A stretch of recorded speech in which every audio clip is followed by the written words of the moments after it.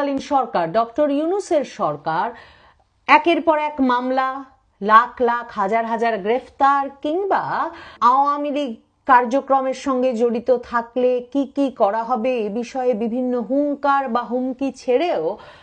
আওয়ামী লীগের মিছিল বন্ধ করতে পারছেন না। খোদ রাজধানীর বুকে গত এক সপ্তাহের বেশি সময় ধরে কয়েক হাজার থেকে কয়েকশো মানুষ মিলে একাধিক মিছিল ঘটিয়ে ফেলেছে আওয়ামী লীগ। একের পর এক বিভিন্ন জায়গায় এসব মিছিল ঘটছে। এখন মিছিলে যারা অংশ নিচ্ছেন তারা মাস্ক পরছেন না। মানে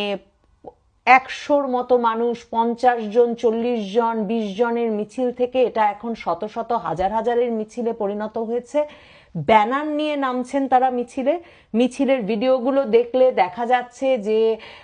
একদিকে যেমন মিছিলে অংশগ্রহণকারীরা একরকম তাদের ভেতরে একটা ড্যাম কেয়ার ভাব, বা তারা যে আসলে একেবারেই আর গ্রাহ্য করছেন না, হয় তাদের পিঠ দেয়ালে ঠেকে গেছে, না হলে তারা বিরাট বীর সাহসী যারা সরকারকে একরকম চ্যালেঞ্জ ছুড়ে দিতে চাইছেন যে যা করার তাদেরকে করা হোক, তারা মাঠে নামবেনি। কাজেই তাদের কোনো মুখে আবরণ নেই, ব্যানার ধরেছেন, সুশৃঙ্খলভাবে মিছিলে তারা জয় বাংলা জয় বঙ্গবন্ধু বলছেন, শেখ হাসিনার ভয় নাই স্লোগান দিচ্ছেন, এবং আশপাশে মানুষ তাদের দিকে তাকিয়ে তাকিয়ে দেখছে। তো একদিকে যেমন পুরোপুরি পরিষ্কার এসব ঘটনায় যে সাধারণ মানুষ আওয়ামী লীগকে প্রতিরোধ করতে চাইছে না। মানে যেই রাজনৈতিক বয়ানটা 1 বছর আগে থেকে শুরু হয়ে এখন পর্যন্ত অনেকে টেবিলে বসে দিতে চাইছেন, যেসব দলের হয়তোবা 100 জন লোক নিয়ে মিছিল করবার অনেক ক্ষেত্রে সক্ষমতা নাই, সেসব দলের রাজনৈতিক নেতারাও বলছিলেন যে একদিকে আওয়ামী লীগের সকল নেতাকর্মী পালিয়ে গেছেন, আর আরেকদিকে তাদের বয়ানটা ছিল যে আওয়ামী লীগ মাঠে নামলে আওয়ামী লীগকে তো সাধারণ জনগণই মানে একদম নাকি ধরে মেরে শেষ করে দেবে। কিন্তু এসব মিছিলের সময় দেখা যাচ্ছে যে চারপাশে সাধারণ মানুষ বিভিন্ন জায়গা থেকে একেবারে সাধারণভাবে এদের দিকে তাকিয়ে আছেন, বা কৌতূহলী দৃষ্টিতে তাকিয়ে আছেন, অনেক ক্ষেত্রে উৎসাহ দিচ্ছেন, যাতে এটা পরিষ্কার হয়ে উঠছে যে আওয়ামী লীগের রাজনৈতিক পরিসর দিতে সাধারণ মানুষের তরফে কোনো অসুবিধা নাই। আমাকে যেটা বিস্মিত করছে সেটা হচ্ছে সত্যিকার অর্থেই আওয়ামী লীগ তার নেতাকর্মীকে কি করে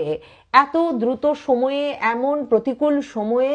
রাজপথে, রাজধানীর রাজপথে নিয়মিত বিরতিতে নামাতে পারছে। কেন নেতা কর্মীরা এতটা রিস্ক নিচ্ছেন, এতটা ঝুঁকি নিচ্ছেন? দেখুন, এই শুক্রবারে মানে জুম্মার নামাজের পরেও বিভিন্ন জায়গায় আওয়ামী লীগ ঝটিকা মিছিল করেছে। আর গত 2 দিন ধরে কিন্তু তার মানে এই খবর ছিল ঢাকা মেট্রোপলিটন পুলিশের কাছে। ঢাকা মেট্রোপলিটন পুলিশ কিন্তু বিরাট গ্রেফতার অভিযানও চালিয়েছে। আমি যদি শুধু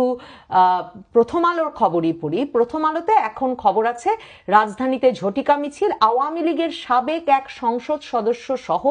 8 নেতাকর্মী গ্রেফতার। এরপরে যাদের নাম দিয়েছে প্রথম আলো তারা প্রত্যেকে আওয়ামী লীগ এবং আওয়ামী লীগের অঙ্গ সংগঠনের পদধারী ব্যক্তিবর্গ। তার মানে এরা সমর্থক নন শুধু, বা কাউকে হঠাৎ টাকা দিয়ে সংগঠিত করে বা হঠাৎ টাকা দিয়ে উদ্বুদ্ধ করে কিছু, যেরকম হয় অনেক ক্ষেত্রেই, মানে এসে যে কারণে অনেক রাজনৈতিক দলের সভা সমাবেশে গত কিছুদিন ধরে দেখা যাচ্ছে যে হঠাৎ শেখ হাসিনার ভয় নাই এমন স্লোগান উঠছে, জয় বাংলা জয় বঙ্গবন্ধু স্লোগান উঠে যাচ্ছে ভুল মঞ্চে, ভুল মিছিলে। কারণ অনেক ক্ষেত্রেই এরা আসলে দলের সিজনড নেতাকর্মী হন না। কিন্তু বিস্ময়কর হলেও সত্যি যে ঢাকা মেট্রোপলিটন পুলিশ যাদের গ্রেফতার করেছে বলে বিবৃতি দিয়েছে, এই যে শুক্রবারে আবার মিছিল হবে সেই আশঙ্কায়, সেইখানে তারা বলছে যে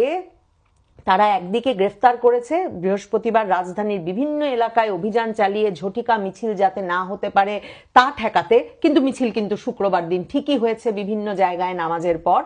কিন্তু পুলিশ গ্রেফতার করেছে, এবং তারা গ্রেফতার করেছে সাবেক সংসদ সদস্য সাদ্দাম হোসেন পাভেল, যিনি নীলফামারী 3 আসনের সংসদ সদস্য তাকে। তার মানে যেটা আওয়ামী লীগের নেতাকর্মীরা বলছিলেন যে তাদের সব সংসদ সদস্যরাও তো রয়ে গেছেন বাংলাদেশে, এখনো তার মানে নীলফামারী 3-এর সংসদ সদস্য সাদ্দাম হোসেন রাজধানীর বুকে বসে নাকি মিছিল সংগঠিত করছিলেন, এবং পুলিশ বলছে শুধু তিনি সংগঠন করছিলেন তা না, তিনি নাশকতার পরিকল্পনা ও অর্থের যোগান দিতেন। এখন আওয়ামী লীগ যেহেতু একটি নিষিদ্ধ ঘোষিত সংগঠন, কাজে আওয়ামী লীগের যে কোনো কার্যক্রম, রাজনৈতিক কার্যক্রম, মিছিলকেও কিন্তু নাশকতার পরিকল্পনা হিসেবে ধরেই মামলা দিচ্ছে বহু বহু মাস ধরে আওয়ামী লীগ নিষিদ্ধ হওয়ার পর থেকে, বিশেষভাবে ঢাকা মেট্রোপলিটন পুলিশ। তো যাদেরকে তারা গ্রেফতার করেছে বলে জানিয়েছে সংবাদ মাধ্যমকে, এর মধ্যে তো এই সাবেক সংসদ সদস্য আছেন, পটুয়াখালী জেলার বাউফল উপজেলার ছাত্রলীগের সাংগঠনিক সম্পাদক, বাউফল উপজেলা শাখার সভাপতি আছেন, যুবলীগের সাধারণ সম্পাদক আছেন, বাউফলের বংশাল থানার আওয়ামী লীগ আছেন, উত্তরা পূর্ব থানার যুবলীগের সাংগঠনিক সম্পাদক আছেন, যুবলীগের কেন্দ্রীয় কমিটির নির্বাহী সদস্য আছেন, মুন্সিগঞ্জের লৌহজং থানার খিতিরপাড়া ইউনিয়নের আওয়ামী লীগের সাবেক সভাপতি, সাবেক ইউপি চেয়ারম্যানও আছেন। মানে এই লিস্টটা পড়লে আপনি বুঝবেন যে আওয়ামী লীগ তার মানে তার সংগঠনকে এমন একটা পর্যায়ে নিয়ে গেছে, মানে সংগঠনের একটা চূড়ান্ত পর্যায়ে নিয়ে গেছে এবং এতটাই সংগঠিত হয়ে উঠেছে যে নীলফামারীর সংসদ সদস্যের সঙ্গে পটুয়াখালীর বাউফল উপজেলার বিভিন্ন উপজেলার আওয়ামী লীগ এবং ছাত্রলীগ যুবলীগের নেতাকর্মীরা, মুন্সিগঞ্জের উপজেলা চেয়ারম্যান, তারপর উত্তরা বংশাল থানার কর্মীরা, একেবারে পদধারী নেতারা, তারা সকলে মিলে কাজ করছেন এবং এদের প্রত্যেককে গ্রেফতার করেছে পুলিশ। তারা নাশকতার পরিকল্পনা করছিলেন এই সূত্রে ঝটিকা মিছিল আয়োজন করবেন বলে, কিন্তু ঝটিকা মিছিল বন্ধ করা যায় নাই। আমাকে যেটা বিস্মিত করছে সেটা হচ্ছে যে তার মানে ডক্টর মোহাম্মদ ইউনূসের সরকার, অন্তর্বর্তীকালীন সরকার এটা উপলব্ধি করতে পারছে কিনা যে আওয়ামী লীগ একটা এত বিশাল দল যে এই দলের নেতাকর্মীদেরকে আসলে গ্রেফতার করে হয়তো ডক্টর মোহাম্মদ ইউনূস শেষ করতে পারবেন না। মানে আমি তো বলছি যে এখনো সমর্থক খুঁজতে হচ্ছে না, নেতাকর্মীরাই নিজ দায়িত্বে মিছিল সংগঠন করছেন, একে অপরের সঙ্গে যোগাযোগ করছেন এবং মিছিল নামিয়ে ফেলছেন। শত শত থেকে এখন হাজার হাজার লোকের মিছিল হয়ে যাচ্ছে ঢাকা শহরের বুকে। ডক্টর মোহাম্মদ ইউনূস আওয়ামী লীগের সংগঠনটাকে বুঝতে বোধহয় একটা ভুল করেছেন। এটা ভুল করার কারণ আছে, কারণ আওয়ামী লীগ দীর্ঘ সময় এই সরকারে থাকার ফলে ১.৫ দশকের বেশি সময় ধরে আওয়ামী লীগের ভেতরেও কিন্তু একটা চালু কথা ছিল যে সংগঠনটা আর নাই, আওয়ামী লীগের নেতাকর্মীরা আর রাজপথে নামার উপযুক্ত নাই, তারা রাজপথে কোনো মিছিল মিটিং করার উপযোগী নাই, সবাই সরকারে থাকতে থাকতে আরামে থাকতে থাকতে এই সংগঠনও ভেঙে গেছে, এদের মধ্যে কোনো ঐক্যও নাই। কিন্তু কি বিস্ময়কর বিষয় যে ১ বছরের মাথায় গ্রেফতারের লিস্ট দেখলেই বোঝা যাচ্ছে ঐক্য হয়ে গেছে বিভিন্ন থানা বিভিন্ন জেলার কর্মীদের মধ্যে, এবং তারা মিলে যে মিছিল নামাচ্ছেন সেখানে আওয়ামী লীগের নেতাকর্মীরাই, তাদের গ্রেফতার হতে হবে এবং প্রত্যেকের নিশ্চয়ই এলাকায় হত্যা মামলা আছে। মানে এটা নিশ্চিত যে বাংলাদেশের কোনো গ্রামে, কোনো এলাকায়, কোনো উপজেলায়, জেলায়, ইউনিয়নে আওয়ামী লীগের বা আওয়ামী লীগের কোনো অঙ্গ সংগঠনের কোনো নেতাকর্মী বাদ নাই যার নামে হত্যা মামলা নাই। তো তাদের নামে হত্যা মামলা আছে জেনেও, তারা গ্রেফতারের আতঙ্ক আছে জেনেও তারা কিন্তু ঝটিকা মিছিলের জন্য দল সংগঠন করছেন এবং নিজেরা রাস্তায় নেমে পড়ছেন। ডক্টর মোহাম্মদ ইউনূসের সরকার যেটা বুঝতে ভুল করেছে আমার মনে হয় যে ছোট ছোট দল নিয়ে কাজ করে বা দলগুলোকে, একদিকে আওয়ামী লীগের দল নষ্ট হয়ে গেছে সরকারে থাকতে থাকতে এই বয়ানে তারা বিশ্বাস রেখেছেন, আরেকদিকে দল যেহেতু বাংলাদেশের রাজনৈতিক পরিসরে আসলে অন্য রাজনৈতিক দলগুলোর দলের অবস্থা খুবই খারাপ, মানে টক শোতে যতটা তাদেরকে সক্রিয় দেখা যায় বা যতটা উচ্চকণ্ঠ দেখা যায়, দল বলে কিছু নাই, ভোট মানে তৃণমূলে কোনো আসন নাই, আসনে কোনো এলাকায় কোনো প্রভাব নাই,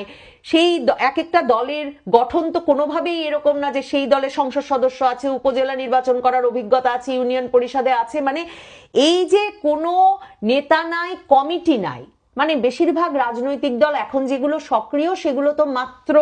নিবন্ধন নিল বা নিচ্ছে, মানে জোনায়েদ সাকির দলই বলেন, এবি পার্টি বলেন, এগুলো সবই এই শেখ হাসিনা সরকারের পতনের পর নিবন্ধন নেওয়ার চেষ্টা করে নিবন্ধন নিয়েছে, বা মাহমুদুর রহমান মান্নার দলই বলেন। তো এই তো অবস্থা দলগুলোর, ডক্টর মোহাম্মদ ইউনূসের সরকারের এখানে একটা ভুল হয়ে গেছে যে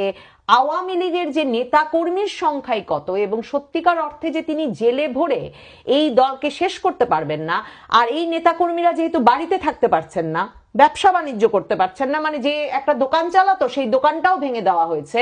এবং পরিবারের লোকদের বিরুদ্ধেও মামলা মোকদ্দমা দেওয়া হয়েছে, তারা যেহেতু এলাকায় থাকতে পারছেন না, রাজনৈতিক কার্যক্রম নিষিদ্ধ করে দেওয়া হয়েছে। আর আওয়ামী লীগ তো কোনো আন্ডারগ্রাউন্ড দল না, মানে গুপ্ত সংগঠনও না যে তারা আসলে আন্ডারগ্রাউন্ডে থেকে কমিউনিস্ট পার্টির মতো বা জামায়াতে ইসলামীর মতো তারা গোপনে রাজনৈতিক কার্যক্রম পরিচালনায় কখনো তারা অভিজ্ঞ ছিল না। তো গোপন রাজনৈতিক কর্মকাণ্ড চালাতে যেহেতু তাদের কখনো কোনো অভিজ্ঞতা নাই,